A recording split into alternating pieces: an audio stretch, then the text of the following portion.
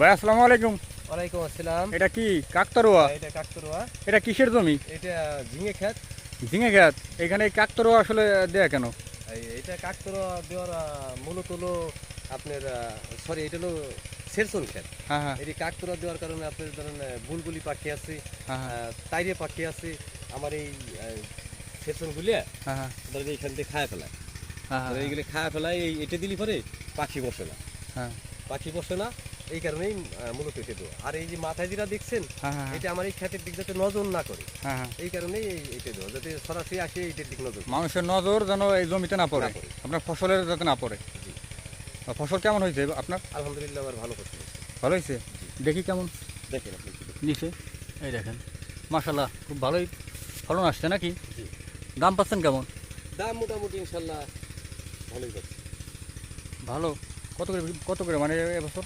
এবছর ধরেন আমি 10 টাকা কেজি বিক্রি করতেছি, মানে 400 টাকা মন। 400 টাকা মন 400 টাকা মন এই জমি থেকে? জমি থেকে। এটা কিভাবে বাজারে নেওয়ার পর নাকি এখান না, থেকে এই জমি থেকেই ব্যাপারীরা নিয়ে যায়। ওই জমি থেকে ছিঁড়ে দেন, এখান থেকে মাপে দিয়ে দিই, মানুষ যারা বিক্রি করে সেই বাজারে যা বিক্রি করে। ওই ব্যাপারী বাজারে নিয়ে যায়, তাহলে 400 টাকা মন বিক্রি করতেছেন? জি। তাহলে তো দাম অনেক কম। অনেক কম এবার, মানে তুলনা হারে এবার খরচ হারে দাম অনেক কম। খরচ বেশি দাম কম। দাম কম। এবছর তো আপনার এই অতিরিক্ত খরার কারণে মানে অতিরিক্ত খরার কারণেই বেশি খরচ বাড়ছে। সেচ, আপনার সেচ, ঘন ঘন সার, সেচ দেওয়া কীটনাশক লাগছে, আর সার দেওয়া লাগছে, এগুলো অতিরিক্ত লাগছে। অতিরিক্ত লাগছে। ও তাহলে তো এবছর মানে এই ক্ষেতে আপনার তাহলে লাভ হবে না, লাভও হবে না, কিন্তু ইনশাল্লাহ আশা করতেছি লসও যাবে না। মানে যে ফলন আসছে আর কি। যদি ফলন আছে আর যে ফলন থাকবে, হ্যাঁ এই হ্যাঁ ফলনে যদি মোটামুটি আষাঢ় মাস পর্যন্ত থাকে, নাহলে হ্যাঁ। ইনশাল্লাহ আমি লাভবান আশা করতেছি। ও এই ফলনটা আষাঢ় মাস পর্যন্ত থাকলে আপনি লাভবান হবেন বলে আশা করতেছেন না? এই দেখেন সুপ্রিয় দর্শক কি পরিমাণ আসলে এটাকে আসলে কি বলে? ঝিঙা। ঝিঙা। ঝিঙা এটা সেরসন। সেরসন সেরসন। আর এটা যারা চিচিঙ্গা চিচিঙ্গা, চিচিঙ্গা মানে ও হ্যাঁ হ্যাঁ চিচিঙ্গা অনেকে বলে পরিচিত। চিচিঙ্গা বলে আসলে অনেকেই চেনে।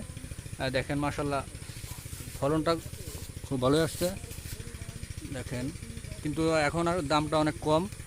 তারপরেও কৃষক ভাই আশা করতেছে যদি আর 1 মাস থাকলে পারে না, আরে আষাঢ় মাস, মানে আষাঢ় মাস মানে আষাঢ় মাস পর্যন্ত আসলে এই ফলনটা থাকলে পারা দামটা বাড়বে বলে আশা করতেছে। কৃষক ভাইয়ের সাথে কথা বলে যেটা জানতে পারলাম। কৃষক ভাই